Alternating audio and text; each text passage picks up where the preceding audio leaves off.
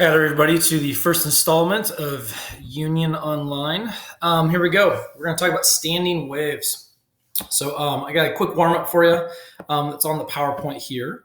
But standing waves, if you open up the link to Phet, I want to talk about this. So we've got, I got about half my tension, dampening's off, and I'm going to put it on to oscillate.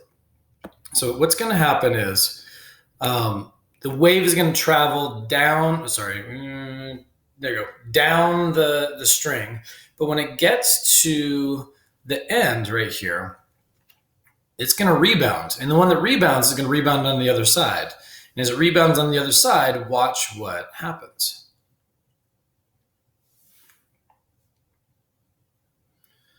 And what's really interesting to notice is this red portion is moving wildly. And if you look at the height of this thing, it is huge, right? It's massive.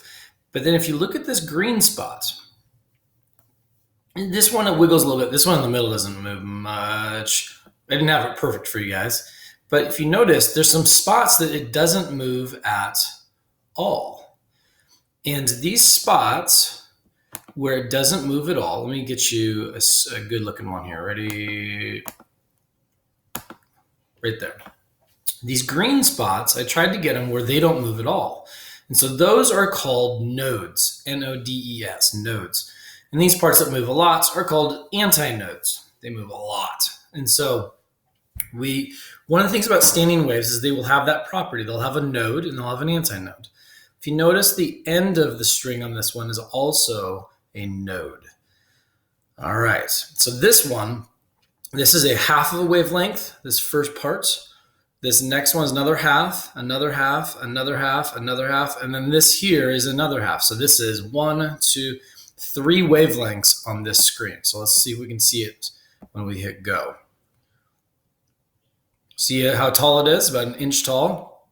But the standing wave is bigger. And since I don't have damping on, it just keeps getting bigger every time I send a wave in. All right, back to business. Here we go. Oh, where are you? There we go. Here we go.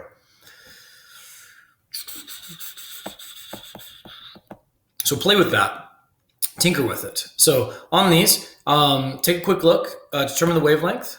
The last one is the one that usually gets people. So one wavelength is when you go from a node upwards, back to a node, and then back again. So you have, when it starts to repeat itself, that's 1 period. All right, this animation doesn't work. If it does in your computer, super happy. But a node happens here when you have complete destructive interference. In other words, when a peak and a trough meet together, you get nothing. You get your node. Constructive, and you get crest and a crest meet, and so you get a taller wave. All right. So here's your definition of nodes and antinodes. So this picture B here has nodes at the end and an antinode in the middle.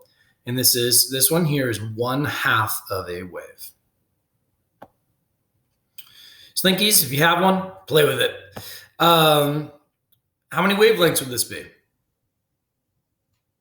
Take a pause, take a guess. This guy's going to be 2 wavelengths. If you have a Microsoft product and not a Chromebook, you'll see this thing bouncing back and forth. So the tops are bouncing back and forth, but then these spots here are fixed. They just don't move. So this is 2 wavelengths because it repeats its cycle twice. Slinkies, you don't have slinkies. We do that in class. Tacoma arrows. I'll post that. So this first one here is a half of a wavelength we refer to as the fundamental. The second one here is 1 whole wavelength, or 2 halves of a wavelength. The third down here, let me get my face out of the way. The third down here is 3 halves of a wavelength. So notice the pattern. It goes from 1/2 to 2 halves to 3 halves as it goes through the harmonics. One of the features in class I'd really have you focusing on is how the ends are fixed. And so the 2 ends are fixed. There's nodes at the ends, and it takes 1 whole wave.